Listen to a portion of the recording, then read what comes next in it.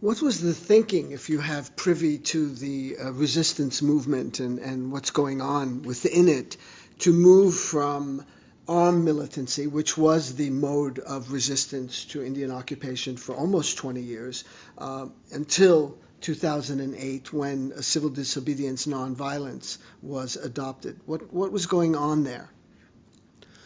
Well, I think the initial thinking in the resistance was that they needed to project Kashmir on an international stage, that there needed to be an armed resistance which would suddenly, break up this deadlock of silence over Kashmir.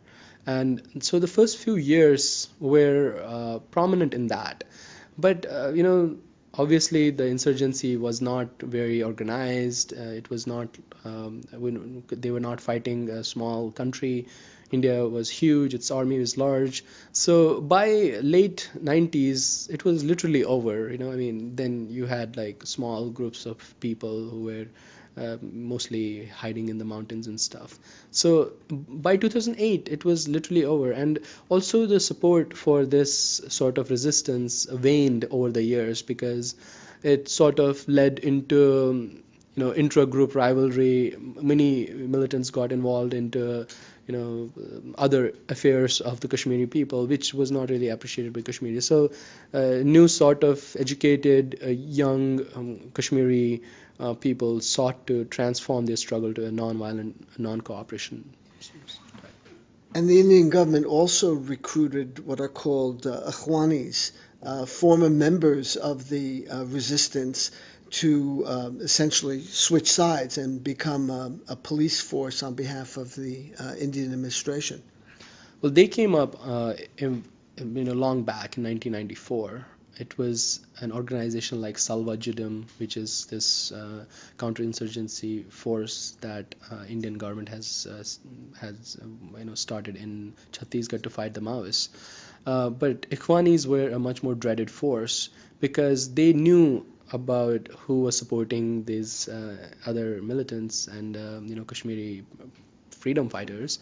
So they were deadly in that sense. But India continued to provide them with impunity, with arms, and they wreaked havoc in many parts of Kashmir for many years. So are they regarded with disdain by the general population? Are they seen as renegades? Because I remember in a scene in Sanjay Kak's brilliant documentary, Jashan Azadi, Celebrating Freedom, showing these Ikhwanis, and they look pretty mean. Yeah, they're not very well regarded. They are social outcasts in Kashmir, and people feared them for many, many years, and they occupied space. The place I'm from, Anantnag, which is a southern town, they had 3 large camps there, and they would bring in people from villages, pick up people from town, and beat them, kill them. These were dreaded areas, and they harassed common people. They built illegal properties. A lot of cash was flowing into these groups. Yes. And are they still operative? Some of them have been integrated into Indian Army, Territorial Army. Some of them have joined the police and form, Special Operations Group, which is again very unpopular, notorious group, and but government group. And many of them contested elections. Some of them win, some of them lose. Elections is. You mentioned the Special Operations Group, SOG. I was in Kriti village in Srinagar in February of 2011, and I saw this SOG building had been burned to the ground because the police had opened fire on nonviolent demonstrators prior to that.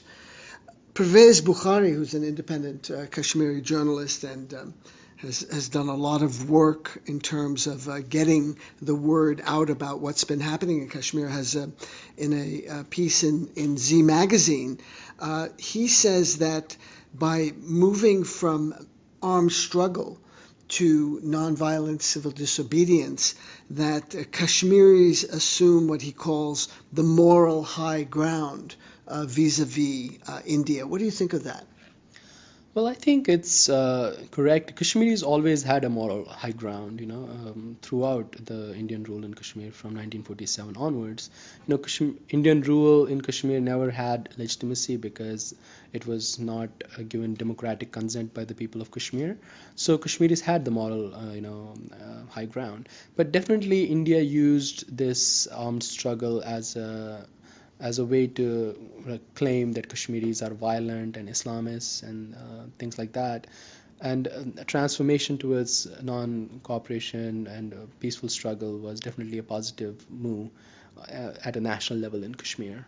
Even though the Indian government continued to call these protests agitational terrorists and whatnot. It might irritate the Indian state greatly, which always promotes itself as the land of Gandhi and nonviolence and of Buddha, um, etc. But I want to ask you about the influence of the multiple Arab revolts on the Kashmiri resistance, beginning in Tunisia, spreading to Egypt and to other parts of the Arab Middle East. Were any lessons gleaned from what was going on several thousand miles to the west of Kashmir? Well, these revolts and mass protests were watched very keenly in Kashmir, but also with a sense of bitterness because international media did not pay the kind of attention to what was happening in Kashmir, but they did pay attention to the what was called the Arab Spring.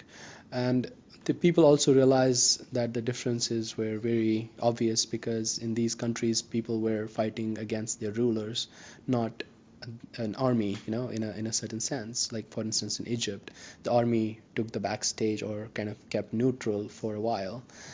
So in Kashmir, the people were pitted against one of the largest armies in the world. There have been several books written about Kashmir. You mentioned that you're from Anantnag.